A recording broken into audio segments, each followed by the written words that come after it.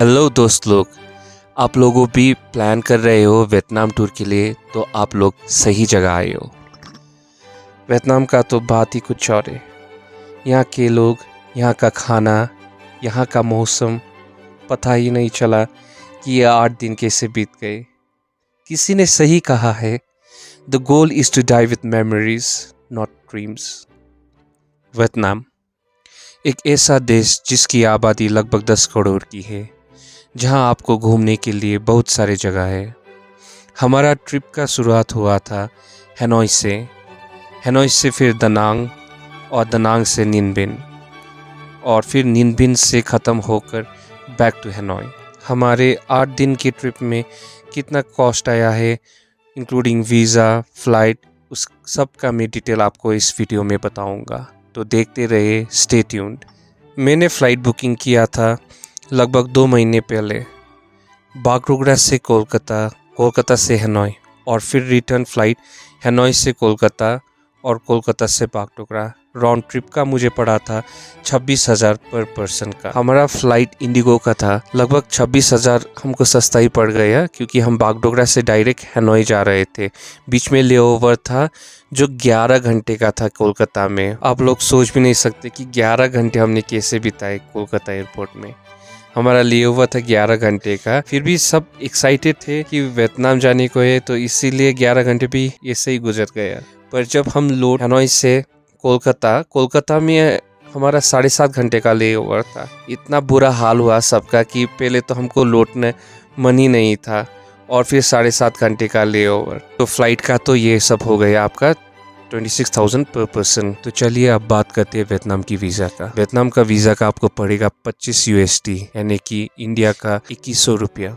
और जब भी आप वियतनाम का वीज़ा ऑनलाइन अप्लाई कर रहे हो तो उनका गवर्नमेंट का ऑफिशियल वेबसाइट है, वहीं से कर लीजिएगा, तो आपको 25 USD लगेगा। बाकी और भी साइट है, वहाँ से करने से आपको एकदम ज़्यादा पैसा पड़ेगा, लगभग 50 USD। और उनका साइट में लिखा हुआ कि वीज़ा प्रोसेसिंग टाइम 3 दिन का लिखा हुआ है, पर हमको जो है हमको 5 दिन लग गया वीज़ा आने का। और वीज़ा का पेमेंट आप अपने ATM से ही कर सकते हैं, आपका डेबिट कार्ड हो या क्रेडिट कार्ड हो, किसी से भी पेमेंट कर सकते हैं। और एक चीज़ आप ध्यान में रखिए कि कोई भी पेमेंट करना हो, आपका फ्लाइट का, ऑनलाइन या कोई भी आपका ट्रांजैक्शन करना हो, तो आपका डेबिट कार्ड में इंटरनेशनल ट्रांजैक्शन अलाउ होना चाहिए। वीज़ा अप्लाई करने से पहले आप अपना डेट फिक्स कर लीजिएगा कि कौन से तारीख में आप जाएंगे, तो उस दिन का आपका होटल का बुकिंग पहले कर लीजिएगा ऑनलाइन में। और होटल बुकिंग करने के लिए आप कोई भी ऐप, जैसे आपका होता है ये booking.com, अगोड़ा, किसी से भी कर सकते। आपको पहले ही पेमेंट नहीं करना पड़ेगा, वहाँ पर लिखा हुआ होता है कि ऑप्शन कि आप होटल में ही जाकर पेमेंट कर सकते हैं।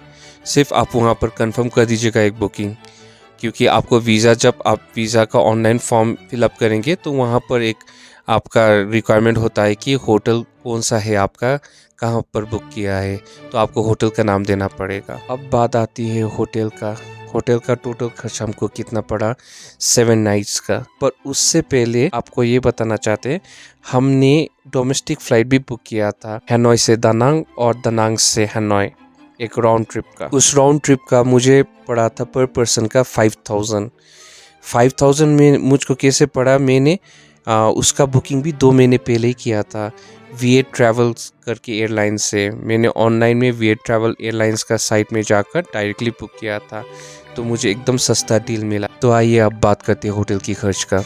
हमको पड़ा था ऑन एन एवरेज 7 नाइट्स का 1,000 पर नाइट करके पड़ा था एक रूम का। तो टोटल कॉस्ट आता है हमारा 7,000 7 डेज़ का। फूड का खर्च हमारा पर डे का आया था लगभग 800 का। 2 दिन का हमारा तो ब्रेकफास्ट होटल से ही इंक्लूडेड था, इसीलिए हमारा टोटल कॉस्ट फूड का आया था 5,600 रुपया। नेक्स्ट बात करते हैं ट्रांसपोर्टेशन का हमारा टोटल आया था 5,000। ट्रांसपोर्टेशन का बहुत सारा ऑप्शन है, आपका लोकल ट्रांसपोर्ट लेंगे, वहाँ पर बस मिल जाएगा हैनोई में, तो आपको एकदम कम पड़ जाएगा। हमने ज़्यादातर टैक्सी बुक किया था ग्रैब के द्वारा से, तो इसीलिए ऑन एन एवरेज ग्रैब का टैक्सी जो 7 सीटर था, इसीलिए हमको महंगा पड़ गया। हमारा टोटल आया था 5,000 टोटल कॉस्ट। तो आपको वहाँ पर ग्रैब का बाइक टैक्सी भी मिल जाएगा, तो वो थोड़ा आपको सस्ता पड़ जाएगा। तो अब आते हैं टिकट्स का ऑन एन एवरेज आपको 300 से 500 पड़ जाएगा घूमने के लिए। पर हमारा सबसे ज़्यादा कॉस्ट आया था वो बाना हिल्स का हमारा टिकट पर हेड का पड़ गया था 3000 रुपीज़। और आपको जो पैकेज सिस्टम में जाना है जिसमें आपका लंच भी इंक्लूड है तो लगभग आपको 3500 पड़ जाएगा। पर उस वक्त हमने लंच का जो पैकेज वो वगैरह वो नहीं लिया, हम लोगों को पड़ गया था पर पर्सन का 3000 रुपीज़। तो इससे टोटल करते हुए सब टिकट्स का 8 दिन का घूमने का तो हमको पड़ गया था 5700 रुपया। तो इन सब को टोटल करते हुए flights, visa, hotel, transportation, tickets, food ये सब को जोड़ते हुए हमारा टोटल खर्च आ गया था 56,400।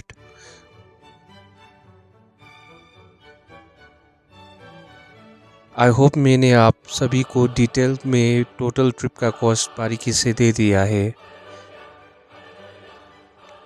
फिर भी आपको किसी चीज़ के बारे में पूछना है तो मुझे कमेंट सेक्शन में पूछ सकते हैं।